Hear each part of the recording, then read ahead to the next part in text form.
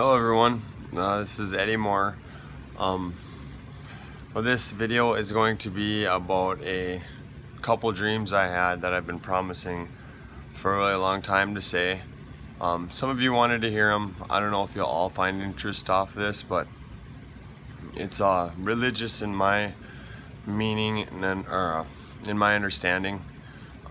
It's about the end times, revelation.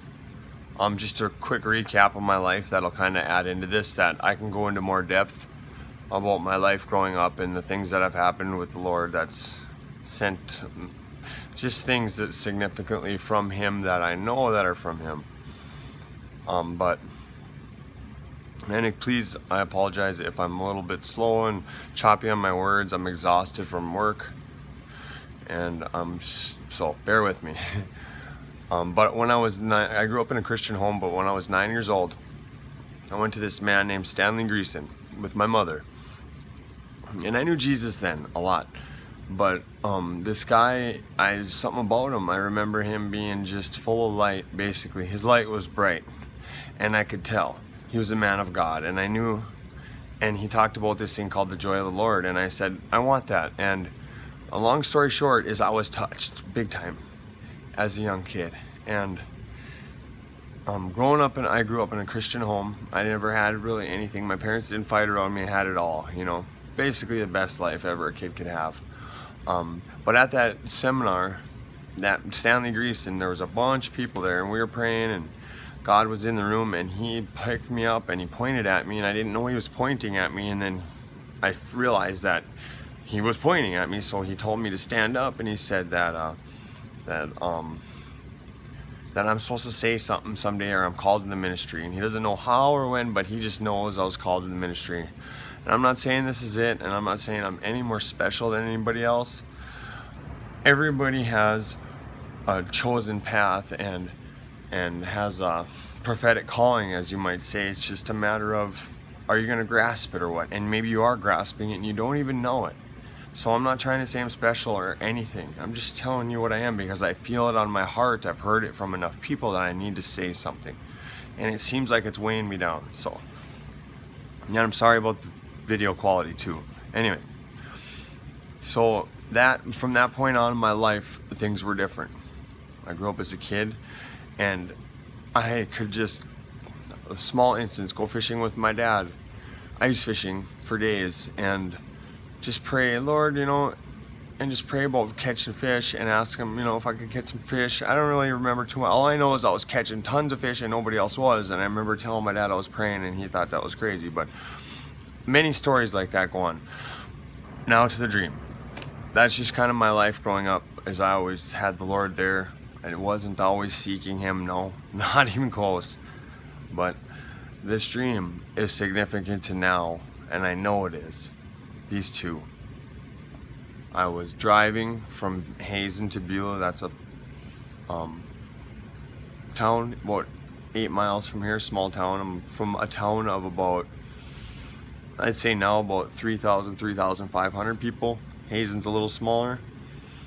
But I was driving from there to here, a road we take all the time, and the sun was up to the sky. Would have been out in about the east sky, high up, kind of not straight up, but between straight up and the horizon, halfway, about 45 degrees to the west sky. And I was looking up at the sun driving down the road, and I look up at the sun, and I know there's somebody next to me. I don't know who it was, but I know it was my age I am now, and it was pretty much some of the creepy part is some of the things that I wear. A specific bracelet on my hand that I think I just got, that I don't know, I'm not sure, but it's just feeling like it's really weird. And the sun all of a sudden had these beams of light come out of it, and I don't know if it was so bright, and it's like they started off and then I had a pause. And I remember reaching over to the person next to me, and you know that feeling when the hair just boils up in the back of your neck and you just get that, it's just overwhelming, holy crap, like almost the feeling of God leaving you. And I looked over and I reached out and I said, it's Jesus. And when I looked back up and pointed, these lights shot from the sun all over to earth. Now, I don't think that was necessarily when Jesus was coming, but I thought it was a major event to something that we've never seen before, and I maybe grasped it as that. Because the next dream I had was my parents' house, which is about 3 blocks east of me, 4 blocks. I was in there at their house, and I was out on their back patio, and it was pitch black, and I looked up in the sky, and I'm sorry, I'm getting kind of creeped out. You look up in the sky, and there's these clouds, and a lot of them look like the clouds that we're starting to see. Can you see the sky filling up with haze? We have videos about it. We all know. These clouds were so low, so deep and dark and purple. And just, I can't even say what all colors. I know it was purple and dark. And they were like swirling, rolling. And I remember looking up in the sky, and up in the sky, up in these clouds, just like in the storms that we see with the lightning, some people claim to see ships, beings, Zeus, god of lightning, the gods of old, fallen. They didn't make characters like that for a reason. They didn't do it. They're fallen angels. And there was these beings up in the sky, right below these clouds, and I looked up at my parents' place, up in the sky, and there was these beings hovering in this darkness of these clouds, and they were close to me. I would say close would be about, I don't know, anywhere from 300 feet. I'd say 300 feet at the most in the air. So they were down. And if you guys don't know how low 300 feet is when you're talking about the sky, it's low. It's really low. Most smokestacks at a power plant are over 300 feet. Bare minimum 250 usually for a good big smokestack. But when I seen it, I wasn't afraid. I didn't have the emotion like I did when I seen the sun. Okay? I wasn't afraid. I was at peace almost. Now, I haven't prayed and dwelled on this. I've been really not focusing on the Lord as much as I should. Work is a big one. You get tired. You know, I pray throughout my day and stuff, but I'm not really giving it to Him what we should be at this day and age and this time, because it's so urgent. And I just took a turn to where these things are starting to come up big time. A lot of people have videos that are like, I'm seeing the same things, and it's crazy. I'm not gonna go too much into it, but there's so much happening. Get ready, it's here. Can you see the haze, the smoke that they're now saying with the California fires and all that? It's gonna happen. Volcanoes. The days of darkness are soon upon us.